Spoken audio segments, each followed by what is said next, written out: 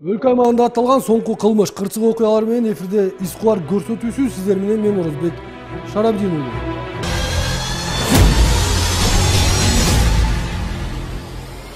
Уккан адамдын үрөйүн учуруп, көргөндүн зээнин кейиткен окуя Өзгөн районунун Дөң булак айылында катталган. Анда өз үйүндө жаткан 18 жаштагы кызды союп кетишкен. Бул катталган кылмыш окуясы тууралуу кененирээк маалымат кийинки тасмада.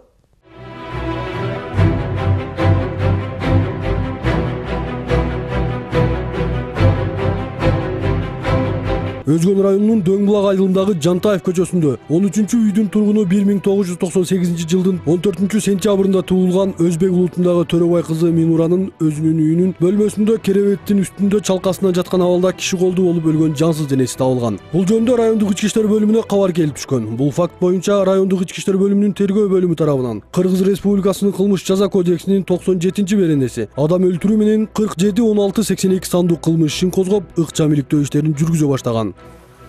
2016 жылдың 7 март күні ертеменен таңғы сағат 6-ларда, 6-лар шамасында Өзгөн райондық іштер бөлімінде нөмет бөлімшесіне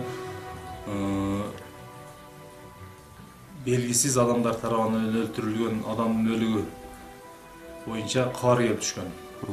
Ошол уақытта ыкчам тергөө тобу барган уақытта чындыгында эле ошол Төрөбай кызы Минуранын жансыз денеси үйүндө муздалган абалында табылган. 1998 жылы туылған Өзгөн шаарынын тургуну. Жүргүзүлгөн оперативдик ыкчам иш-чаралардын негизинде ошол эле күнү изи суу илекте бул кылмыштын бети ачылды.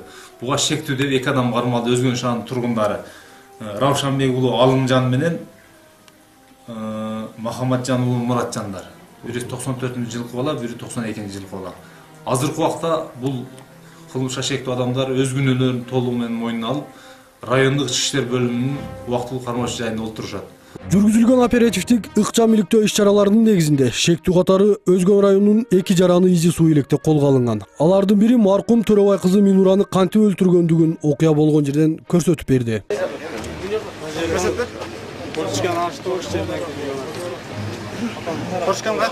Марат, сыртқа чыгып ичинен ачты. Көрсөтпесең бар жанында.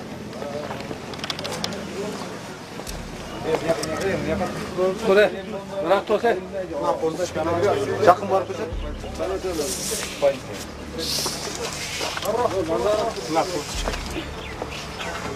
Ошол жерден кирдиң бе? Буну каяктан ачты? Ичинен ачты же сыртынан? Ичинен ачты. Ичине ачылады го. Бул жерден батасыңбы сен? Ичинен ачпагылачы. Кана башыңды багып кирип көрчү. Бата алып берсин. Кирсең да, бутун коюп.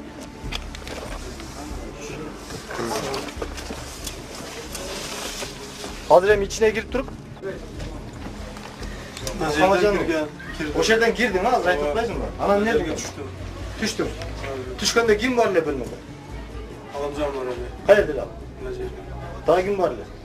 Башка эч ким көргөн жок. Свет өчүп эле. Свет өчүп эле, капкараңгы эле. Сен свет өчүп болсо Алымжанды кантип көрдүң? Алымжан телефон камерасына жакты. Аларын жакты. Башка эч кимди көрбөдүң, а? Жок. Бөлмөдө эмне бар эле ошондо? Бөлмөдө караңгыда менен ошо диванда эле көрдүм, башка эчтеке көргөм. Диван жанына барганда ким бар экен диван жанында? Кыз бар экен. Тандыңбы кызды? Жок, жүзүн көргөм жок. Жүзүн көргөм жок. Бирок ким жатарын билет элең, а? Ким жатат эле бул үйдө? Алымжан билем, аш кыз жатканын, аш кыз өзү киргизгенин биле ярым саат жогоп кетишкен. Алымжан бияка кантип кирип калышы мүмкүн? Ошону айтып берсең. Өзү звонтаж телефонда өзү чакырды кыз. Каерден? Алияктан. Бизи бияка чакырганбыз. Ана жерден Алымжан келип кирип Экөөңөрдү чогуу келе деп чакырды же кандай болду? Алымжан көртүдү же эмне болду? Алымжан мындан чыгып кеткен. Сен киргенде чыгып кеткен бул. Ол өзү чыгып кетти же сен чыгып кетти деп айттың?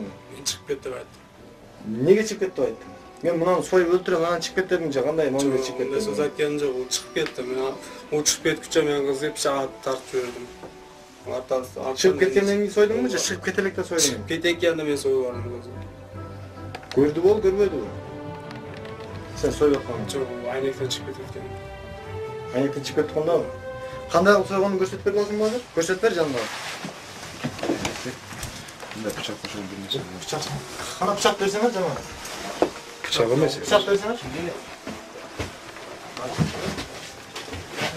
Ya bana bıçak versene. Aç. Dayanak koy. Çıkaç kılıyor. Bıçak takıyor. Oğlum tarak var. Onun tarak. Çıkaç var. Ya oğlum tarak var. Yok, gerek yok. Buna bıçak da emalar öyle mi bıçak da var? Düşmene kantip soydum şunday jatkan bolsam. Şuna cevap verin. Yanımda soydu. Yanıdan şu adam soğudu. Kanday alıp soydum.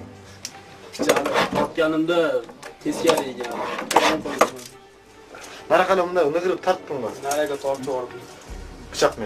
O Kıymıldamadı ha vapşa. çok kıymalı yani. Karşılık ko'rsatmadi. Çok. Vapşa karşılık ko'rsatmadi. Kaçasını oynuyor. Qanchasiga so'yding uni? Bir seri soydum. Birle tarttın mı? Yok, жақсына көрсетіп берсең, O'shani жақsылab Qanday yemasan. шашпай. Yanında tortu var. Қолын қолыншы. Buna qo'lin qo'yaq bir bosib. Jag'an ushladi Çok bilyapti. üşügen çok. Yaşa. Jag'ini ko'tarib turib tarttın. Jag'an üçlerinde soydum. Kız şunda jatak böyle. Beni karşılık koşturtken çok kız. So'yding, ana ne qilding? Olur hayır çok. O'zim telefon qilaman. Pichoqlab olib chiqib ketding. O'zim telefon Bravo. qilaman. Хорошо. Qancha chiqding ana yerdan? O'shani ko'rsatib bersan. Telefondan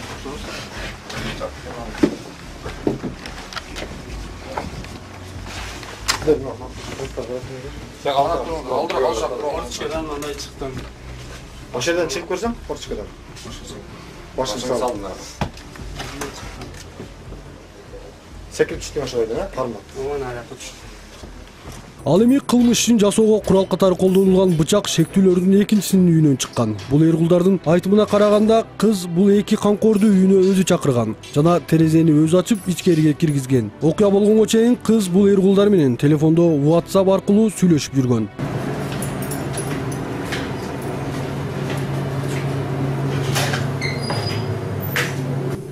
Башта соттолгонсуңбу? Çok. Учурда милиция кызматкерлерин эмне себептен кармалып келип отурасың? Убийца bilan kelib o'tiraman. Эмне болду эле? Айтып берчи. Men bir sherigim bilan qizga borganmiz. Sherigim menga qizni просто jinsiy aloqada bo'lamiz degan. Men o'shanga ishonib borib, men bir necha kirib chiqqanman. Kirib desam qiz bola ekan. Keyin chatiga qilib chiqdim. Telefon chaldim sherigimga. Telefon chalsam sherigim kirdi. Keyin men chiqib ketdim, sherigim qolgan. Keyin sherigimni o'ldirib qo'yibdi. Chiqib sirani 70-80 metr nariga borib o'tirganman, o'sha yerda Murodjonni kutib o'tirganman. Qancha vaqtdan keyin chiqdi u? 20 minutlar orasida chiqdi. Chiqdi. Chiqqanda aytdi o'ldirib qo'yganim? Yo'q, aytgan yo'q. Chiqqandan keyin ne qildilar? Chiqqandan keyin endi bo'ldi desam, kayfini qildim dedi. O'ltirdim, ketdik. Yo'lda ketayotib, ariqda qo'l jurdi. Keyin o'shandan keyin где-то 50 metrcha bosgandan keyin pichoq berdi. Pichoq berdi? Sag'avi? Menga.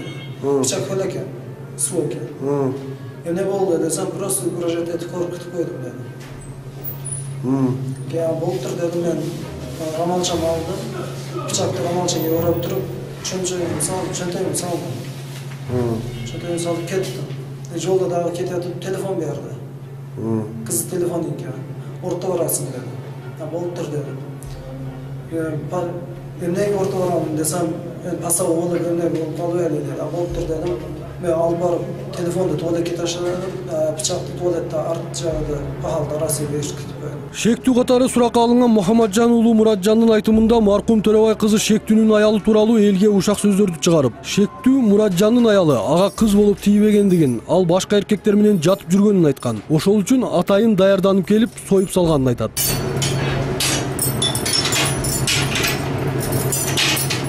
Bas.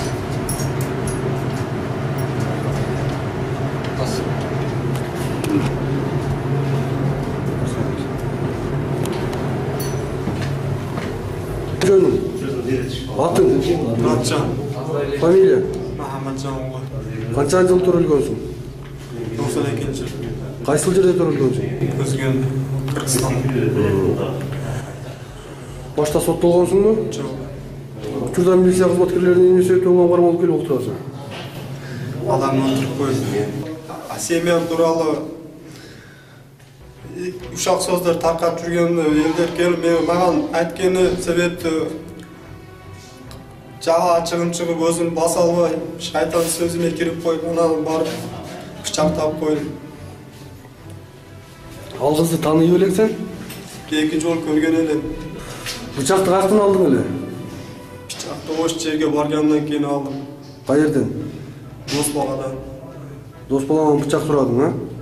Ош балада бычак бар экен, алып барган экен. Мен ана кызды алып кирип кетет. Маған таштап кирип кетти. Мен уну жарым сааттай уштап отурдум кармап бычакты. Кийин шайтандын сөздөрүн кирип баспаса болуп, өзүм баса албай калып, ана бала киргенден, ана кыздын алдына киргенден кийин ана баланы чыгарып жиберип, ана кызга бычак тартып койдум. Сен өзүң ал кызды зордукладыңбы? Жок, зордуктап отургем жок. Бирок өлүктү соттук медициналык экспертизадан өткөргөн учурда кыз өлөр алдында зордукталгандыгы далилденген. Учурда бул катталган кылмыш иши боюнча кармалган адамдар убактылуу кармоочу жайда кармалууда. Алардын үстүнөн козголгон кылмыш иши боюнча тергөө иштери жүргүзүлүүдө.